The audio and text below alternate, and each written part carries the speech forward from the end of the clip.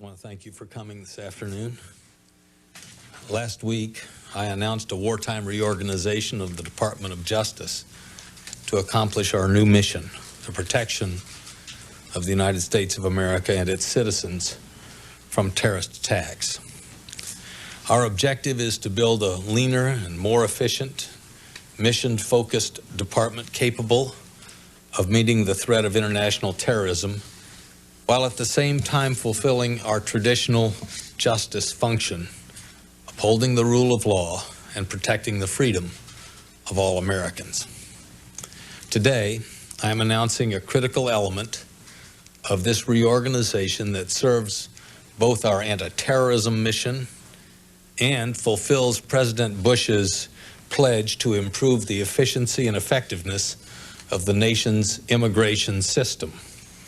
We are unveiling a restructuring plan for the Immigration and Naturalization Service that fundamentally reforms the agency by separating its service function from its enforcement function.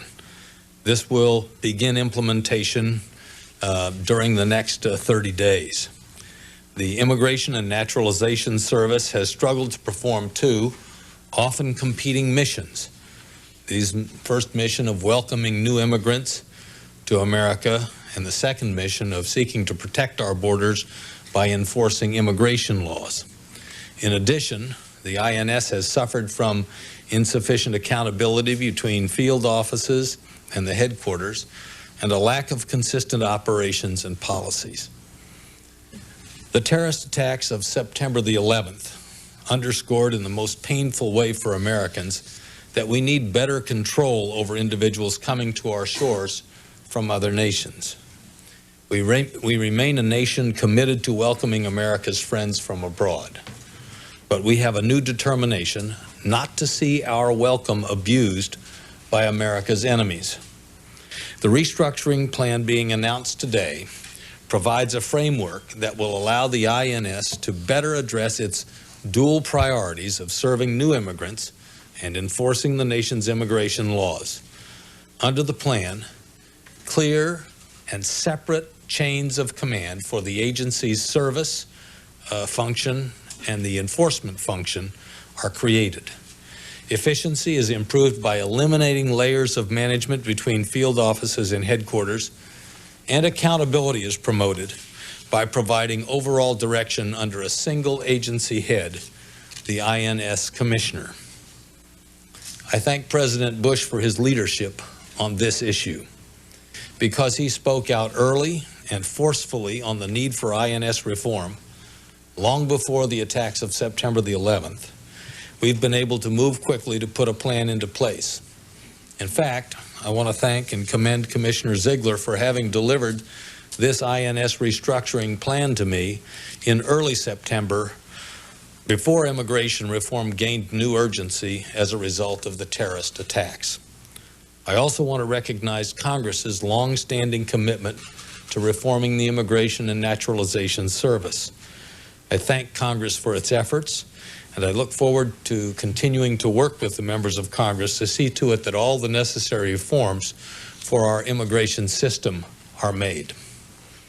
Our objective, both for the INS and for the Department of Justice as a whole, is to refocus on our core mission and responsibilities.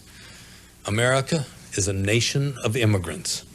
Our commitment to maintaining controlled but open borders not only is enshrined in our laws, but it's deeply embedded in our national character.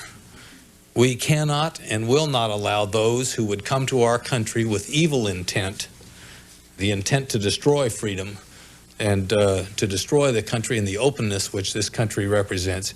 We cannot allow them to be here. Under the restructuring plan being announced today, the INS will continue to serve and assist new immigrants to the United States. The INS will also be an important part of our effort to prevent aliens who engage in or support terrorist activity from entering our country. It will, in addition, detain and in some cases deport terrorist aliens already in our country, terrorist aliens that have violated immigration laws. The restructuring of the immigration institutions we undertake today will make the INS a better servant to our friends and a greater obstacle to our enemies. In the war on terrorism, our greatest allies are those individuals, both overseas and here at home, who have been exposed to our culture of freedom. Those who have experienced the transforming that takes place when an individual's God-given potential is nurtured and respected in liberty, as it is here in America. We act today to protect the lives and safety, not just of Americans, but all of those who believe in this idea and ideal of freedom, and all of those who have sacrificed to live amidst the blessings of freedom. I personally am an individual who recognizes the value of immigration. 3 of my 4 grandparents were immigrants to the United States of America. They came here because they believed that in America, individual liberty and dignity were so profoundly respected and opportunity was so pervasively available that an individual here could make tomorrow better than today.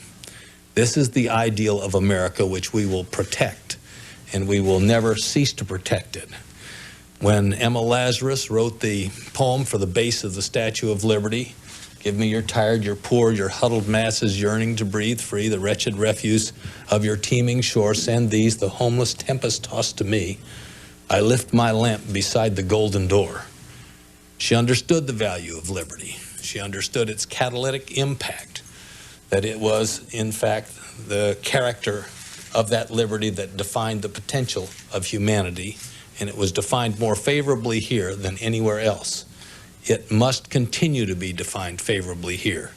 And what we do today is a way of reinforcing this concept that America welcomes those immigrants who come here to promote, build, elevate, dignify, and lift up freedom. But it will not, our nation will not welcome those who come to destroy freedom and whose confidence is not in liberty, but is in the kind of subversion of liberty which the terrorist promotes.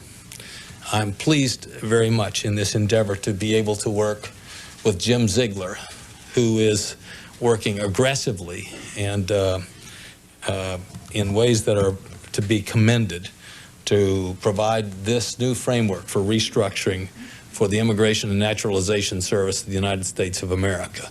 He deals with a challenge that is far greater than most understand. Well over 500 million people a year cross the borders of the United States of America.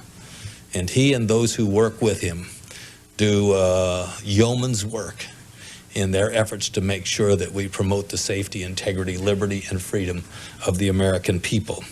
His arduous effort to provide a plan for reorganization and improving our service to those who would come here and be a part of America is commendable indeed, and I thank him, and it's my pleasure to introduce him at this time. Jim. Thank you, General.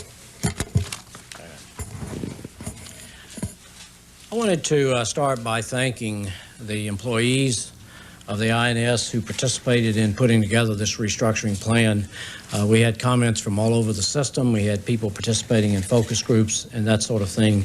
And they are just as interested as the Attorney General and the President, myself, and the Congress in making fundamental reforms at the INS so that we can do our job better.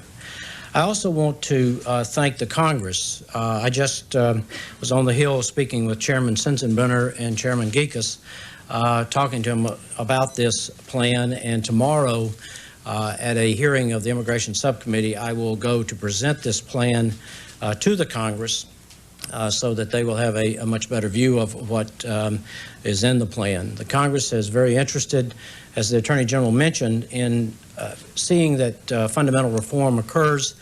We look very much forward to working with the Congress, with Congressman Sensenbrenner, Congressman Gekas, who have been very diligent in their oversight of this process, and we hope to be able to work out the process and the plan that will result in a much more effective INS.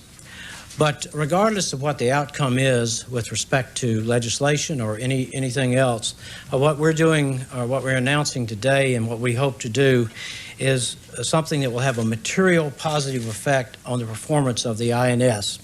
Let me give you just a little brief overview of the approach to this restructuring. First, this is an administrative proposal. There will be legislation for pieces of this that we know will be required. The Congress may want to do a big piece, they may want to do a small piece, but we definitely will be working with the Congress. We seek their support. We appreciate their interest in this issue. Secondly, the broad goal here is to separate the two functions, the two missions of the INS, as everyone knows, into the service side of the business and into the enforcement side of the business. This is a proposal that has been on the table, or this concept has been on the table for a very long time. It's been talked about, it's been studied any number of times over the past few years. We think it makes sense to divide these two functions within the framework of one organization so that we can continue to share the information that we need to share that is generated on both sides of our business, and yet at the same time be able to focus on our particularly different missions within the four corners of this organization. Third, the heart of this proposal, if you really look at it, what is the heart of this proposal? And that is to build a clear chain of command so that we have people who are experienced and expert in their particular area, and they have clear, accountable goals and performance standards so that we can actually focus on how well we're doing in our business. So chain of command is absolutely important, and accountability is absolutely important to this initiative. Fourth, also very important, certainly in the post-September 11 environment, is that we're unifying our law enforcement efforts into one, again, chain of command. Before, we've had these stovepipes, if you will, where our inspections, investigations, the Border Patrol, intelligence, and other things had different chains of command. They didn't really report to each crossover and didn't report to the same person. We're going to make this look more like a typical enforcement organization so that we will have this cross-pollination that we need and exchange of information that's very important. Fifth, we're going to be building on our information technology resources, as well as developing even better relationships with other federal, state, local law enforcement agencies, and that's a key part of this plan. There are some other initiatives that we're undertaking in this, and they are not necessarily related to the enforcement side, but they are related to the things that the General talked about, and that is making sure that this is a welcoming organization to immigrants, and that the people who come in contact with us have a good experience. For one thing, we are going to be beefing up our customer relations effort, if you will. The people who get service, whether they're getting naturalization petitions processed or whether they're getting a change in their status or whatever, we're going to have a much better, more focused customer relations effort. Secondly, we will be creating an ombudsman in the enforcement area. As you all know, anytime you have enforcement actions, there are people who are unsatisfied or unhappy with what's happened. We're going to focus in on an ombudsman so that when there are unpleasant events that may occur in that enforcement environment, that there's a way for the person who's been affected by that to get some redress of the grievance immediately. Also, we're going to be creating an Office of Juvenile Affairs. As some of you know, there's been a lot of criticism of the INS in the past about the way juveniles that were in our custody or came within our reach were treated. I'm concerned about that. Senator Feinstein, I know, and I've talked about this at some great length, and we're creating an Office of Juvenile Affairs that reports directly to the Commissioner to make sure that we are sensitive to juveniles who are within our jurisdiction. This is going to take, this process is going to take overall a couple of years. We think that we will be finished with it by FY 2003. However, it's going to start immediately, and it will be implemented over a period of time. Frankly, let me tell you what the first actions are that we're going to take. First, I'm going to appoint a director of restructuring, so there's somebody within my office that will do nothing but focus on that. Then we're going to do three things in the very near term. We're going to have the Border Patrol sectors report directly to the Border Patrol chief. Now, that may sound strange to you. Why wouldn't the Border Patrol sector chiefs report to the chief of the Border Patrol? Well, guess what? It's not been that way. They've gone through a number of layers to finally get to the chief. We saw in the September 11th environment a situation where I overruled the chain of command that we had and told the chief, who's here with us today, that I wanted him to do certain things and I wanted them done, forget about the chain of command, and they got done immediately. And that's the kind of response that we want in this organization. The second thing is that those people out there in the field who are responsible for service are now going to be reporting directly to an associate commissioner, executive associate commissioner, who is responsible for service in this organization instead of going through 2 or 3 different layers in order to get decisions.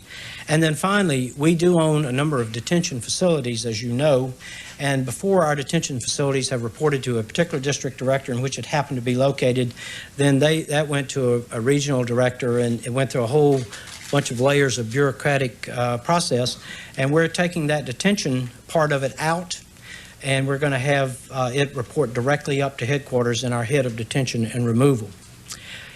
It's important that we move forward and that we move forward quickly. An administrative restructuring is something that we can do with great flexibility. We can move to change, and it does not get in the way of what the Congress may want to do in the long term with respect to the Immigration and Naturalization Service. If anything, I think it probably facilitates what Congress wants to do, and we're looking forward to working with the Congress on that. With that, I appreciate the opportunity to do this, General. Thank you, sir. Thank you very much.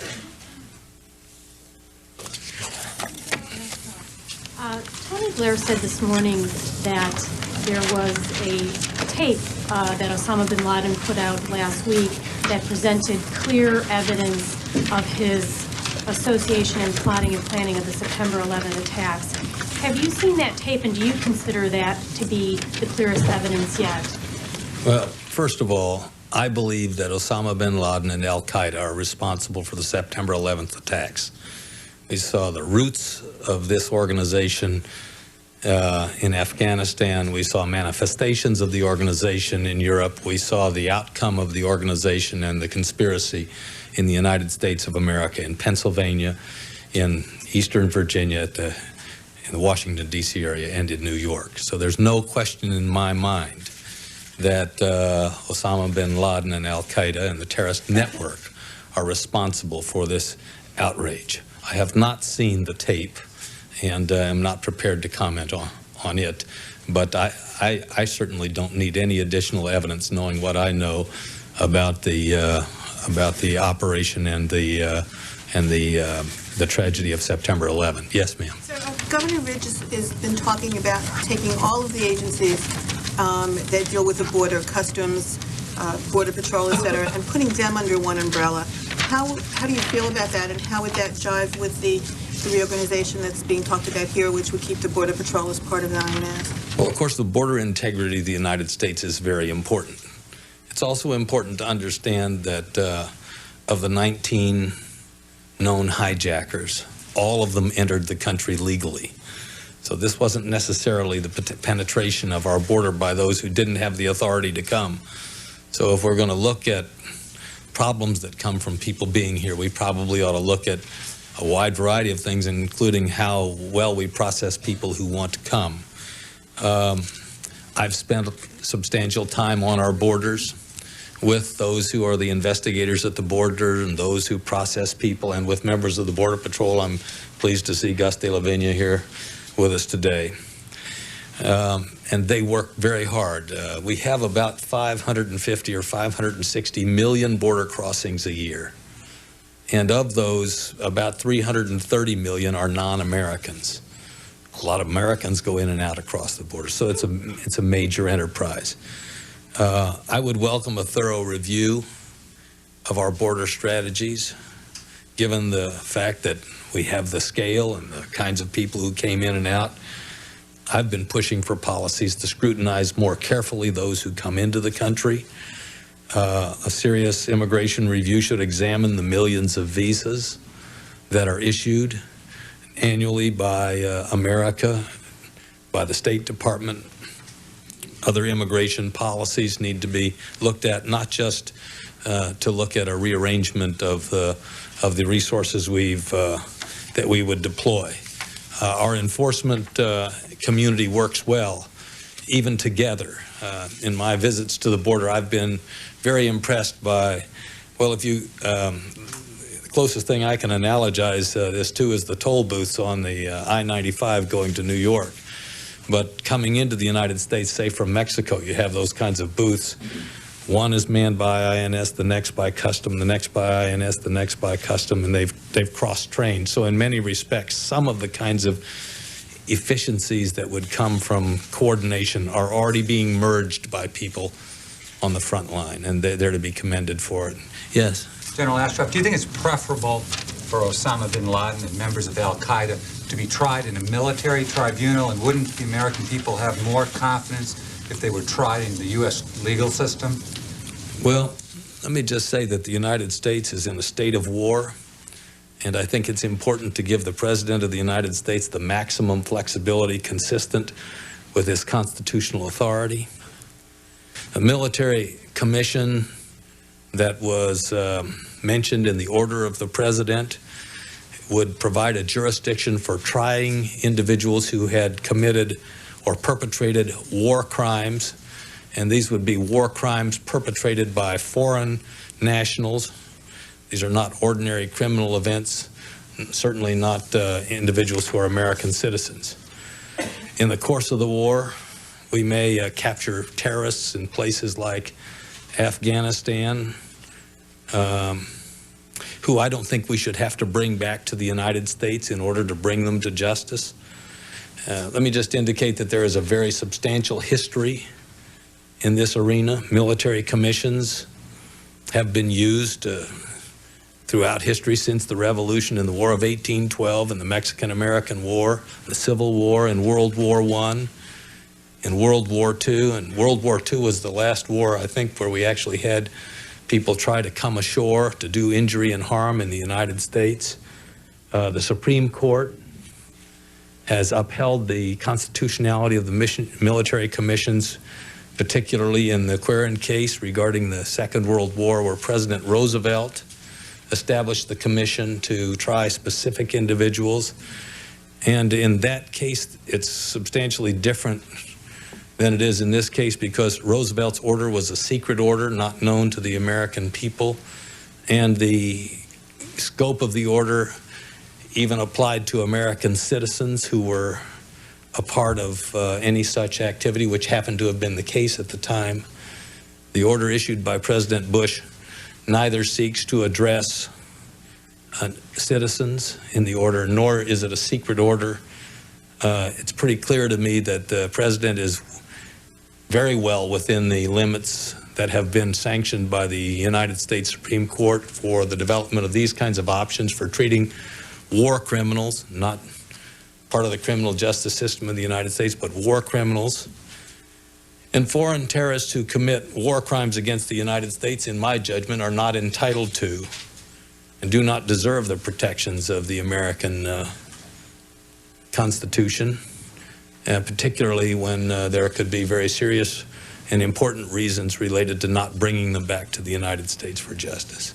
Attorney General, you seem to be indicating that if Osama bin Laden is captured, he will indeed be tried by a court-martial overseas. Is that the implication? I'm not meaning to imply anything in particular. I think the order provides options for the President of the United States so that he has the flexibility to act in the national interest to deal with any circumstance that might arise. Yes, sir. This would seem to be, though, a departure from the past practice where terrorists have been brought, in most cases, to New York for prosecution by the Southern District of New York, no matter where the incident was or where they were found. So what you're saying now is that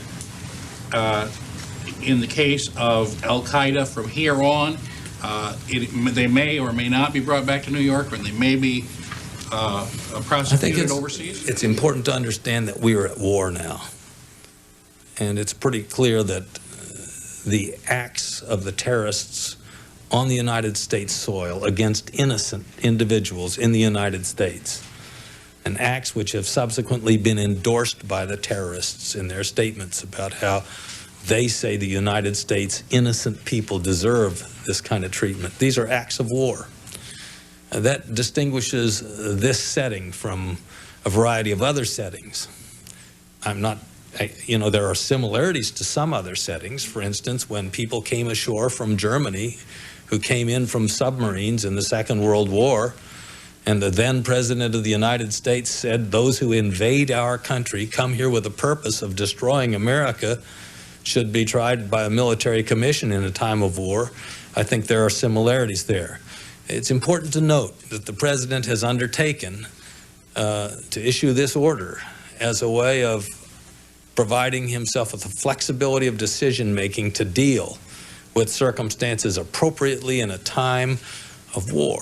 And I personally believe it's wise of the President so to do so. Then is a war crime?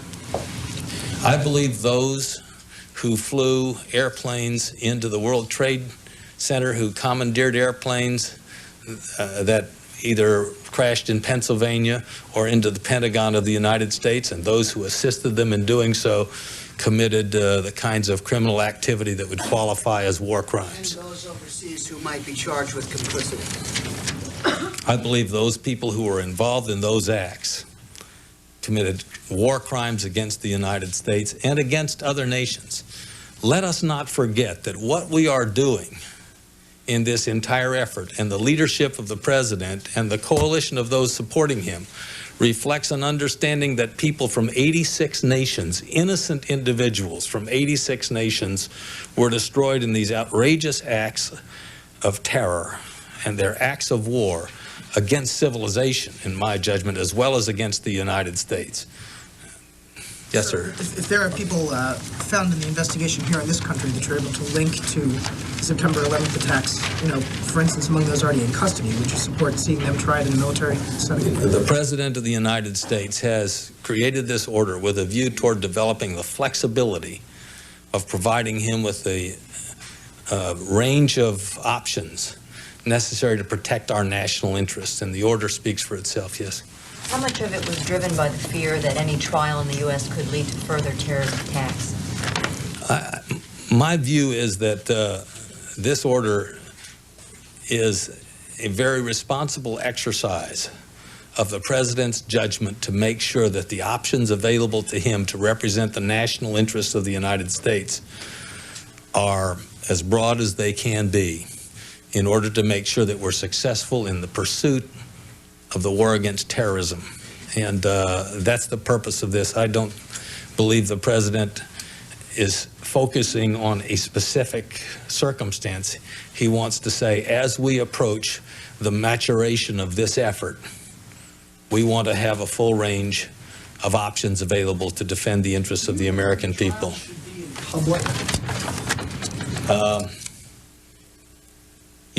I'm not going to comment on specific practices and procedures.